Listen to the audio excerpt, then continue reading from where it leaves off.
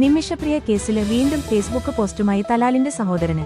നിമിഷപ്രിയയെ ചൂഷണം ചെയ്യുകയോ പാസ്പോർട്ട് തടഞ്ഞുവെക്കുകയോ ചെയ്തിട്ടില്ല.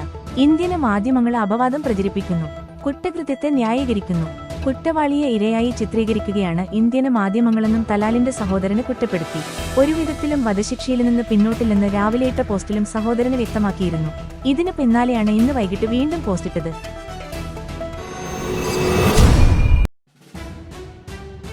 2025 ഓഗസ്റ്റ് 2, 3 തീയതികളിലെ തിരുവനന്തപുരത്ത് നടക്കുന്ന കേരള ഫിലിം പോളിസി കോൺക്ലേവിന്റെ ലോഗോ സാംസ്കാരിക വകുപ്പ് മന്ത്രി സജി ചെറിയാന് പ്രകാശനം ചെയ്തു.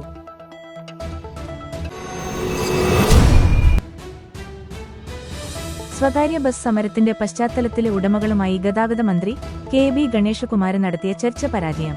സമരവുമായി മുന്നോട്ടു പോകാന് ഭൂരിഭാഗം സംഘടനകളും തീരുമാനിച്ചു. ചർച്ചയ്ക്ക് പിന്നാലെ ബസ് ഓപ്പറേറ്റേഴ്സ് ഫോറം പണിമുടക്കിൽ നിന്നും പിന്മാറി.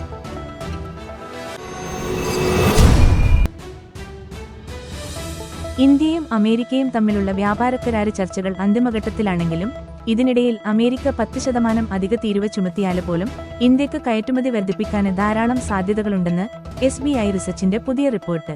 പ്രസിഡന്റ് ഡൊണാൾഡ് ട്രംപ് ബ്രിക്സ് രാജ്യങ്ങൾക്കെതിരെ 10% തീരുവ ചുമത്തുമെന്ന് മുന്നറിയിപ്പ് നൽകിയിരിക്കുന്ന സാഹചര്യത്തിലാണ് ഈ റിപ്പോർട്ട് പുറത്തുവന്നിരിക്കുന്നത്. അമേരിക്കയുമായുള്ള വ്യാപാര കരാർ പ്രതീക്ഷിച്ചത്ര വിജയകരമായില്ലെങ്കിലും അല്ലെങ്കിൽ 10% അധിക തീരുവ ചുമത്തിയാലും ഇന്ത്യക്ക് കയറ്റുമതി വൈവിധ്യവൽക്കരിക്കാന് നിരവധി മാർഗങ്ങളുണ്ടെന്ന് റിപ്പോർട്ടിൽ പറയുന്നു. 23 രാജ്യങ്ങൾക്ക് മേൽ US അടുത്തിടെ ഏർപ്പെടുത്തിയ തീരുവ വർധനവ് ആഗോള വ്യാപാരത്തിന്റെ ഗതി മാറ്റിയെന്ന് റിപ്പോർട്ട് എടുത്തുപറയുന്നു.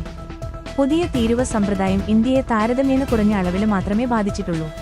അതിനാല് രാസവസ്തുക്കള്, വസ്ത്രങ്ങള്, കാർഷിക ഉൽപ്പന്നങ്ങള്, സംസ്കരിച്ച ഭക്ഷണ സാധനങ്ങള് തുടങ്ങിയ പ്രധാന മേഖലകളില് അമേരിക്കയിലും ഏഷ്യൻ വിപണികളിലും വിപണി പിടിച്ചെടുക്കാന് ഇന്ത്യക്ക് ഇപ്പോൾ നല്ല അവസരമുണ്ടെന്നും റിപ്പോർട്ട് വ്യക്തമാക്കുന്നു.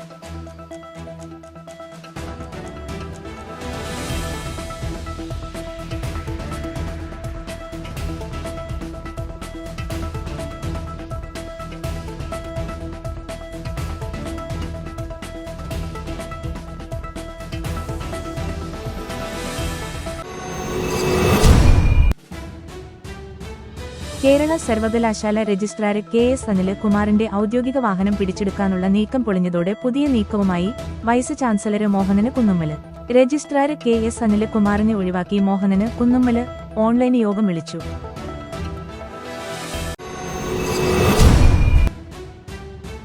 SN ട്രസ്റ്റ് സെൻട്രൽ സ്കൂളിലെ 4 കുട്ടികൾക്കാണ് H1N1 രോഗം സ്ഥിരീകരിച്ചത്. 4 പേരും ഒരേ ക്ലാസ്സിലെ വിദ്യാർത്ഥികളാണ്. ആരോഗ്യ വകുപ്പ് തുടർ നടപടികൾ സ്വീകരിച്ചു വരികയാണ്.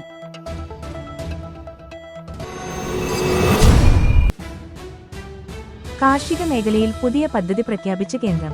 പ്രധാനമന്ത്രി ധൻ ധന്യ യോജനയ്ക്ക് 24,000 കോടി രൂപ മന്ത്രിസഭ അംഗീകരിച്ചു. 100 കർഷക ജില്ലകൾ വികസിപ്പിക്കാൻ 24,000 കോടി രൂപ വകയിരുത്തും.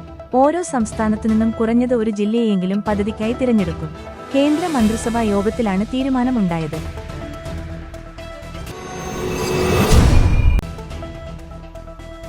സംസ്ഥാനത്ത് വരും മണിക്കൂറുകളിൽ അതിശക്തമായ മഴയ്ക്ക് സാധ്യതയെന്ന് കേന്ദ്ര കാലാവസ്ഥാ വകുപ്പ്. 9 ജില്ലകളിൽ ഓറഞ്ച് അലേർട്ട് പ്രഖ്യാപിച്ചു. നാളെ മുതൽ വടക്കന് കേരളത്തിലെ മഴയുടെ ശക്തി വർദ്ധിച്ചേക്കും. ഈ മാസം 19 വരെ കേരള, കർണാടക, ലക്ഷദ്വീപ് തീരങ്ങളിൽ മത്സ്യബന്ധനത്തിനും വിലക്കുണ്ട്. പ്രളയ ദുരിതാശ്വാസ ഫണ്ട് തട്ടിപ്പിൽ ഉദ്യോഗസ്ഥനെ പിരിച്ചുവിട്ട് സർക്കാർ ഉത്തരവ്. എറണാകുളം കളക്ടറേറ്റിലെ ക്ലർക്ക് വിഷ്ണുപ്രസാദിനെയാണ് സർവീസിൽ നിന്നും നീക്കം ചെയ്തത്. 2018 പ്രളയ ദുരിതാശ്വാസ ധനസഹായത്തിലെ ക്രമക്കേടിന്റെ അടിസ്ഥാനത്തിലാണ് നടപടി.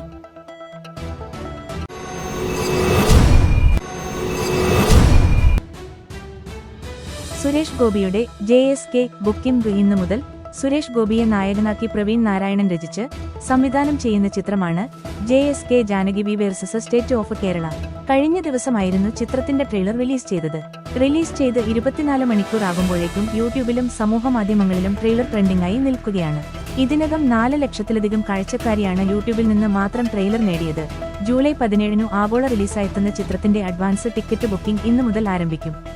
സുരേഷ് ഗോപി, ഡേവിഡ് ആബേൽ ഡോണോവൻ എന്ന വക്കീൽ കഥാപാത്രമായി വേഷമിടുന്ന ചിത്രത്തിൽ അനുപമ പരമേശ്വരൻ, ദിവ്യ പിള്ള, ശ്രുതി രാമചന്ദ്രൻ എന്നിവരാണ് നായിക കഥാപാത്രങ്ങൾക്ക് ജീവൻ പകർന്നിരിക്കുന്നത്.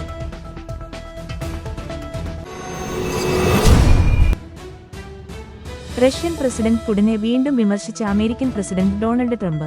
യുദ്ധം അവസാനിപ്പിക്കാമെന്ന് റഷ്യയും പ്രസിഡന്റ് പുടിനും തെറ്റിദ്ധരിപ്പിച്ചത് 4 തവണയാണെന്നും BBC-ക്ക് നൽകിയ പ്രത്യേക അഭിമുഖത്തിൽ ട്രംപ് ആരോപിച്ചു. റഷ്യക്കെതിരെ കൂടുതൽ ഉപരോധ മുന്നറിയിപ്പ് നൽകി മണിക്കൂറുകൾക്കകമാണ് ട്രംപിന്റെ ആരോപണങ്ങളെന്നത് ശ്രദ്ധേയമാണ്. യുക്രൈനുമായുള്ള യുദ്ധം അവസാനിപ്പിക്കാമെന്ന് തെറ്റിദ്ധരിപ്പിക്കുന്നത് തുടർന്നതോടെയാണ് ഉപരോധ മുന്നറിയിപ്പ് പ്രഖ്യാപിച്ചതെന്നും ട്രംപ് വിവരിച്ചു. നാറ്റോ സൈനിക സഖ്യം കാലഹരണപ്പെട്ടിട്ടില്ലെന്നും മറിച്ചാണിപ്പോൾ തനിക്ക് തോന്നുന്നതെന്നും US പ്രസിഡന്റ് വ്യക്തമാക്കി.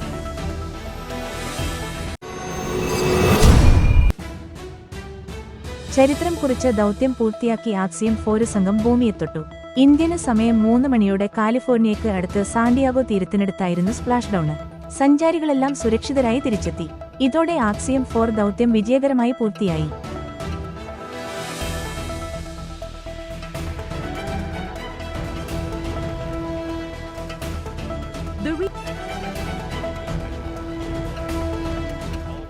In microgravity, while in space, as gravity and other environmental factors start affecting their bodies.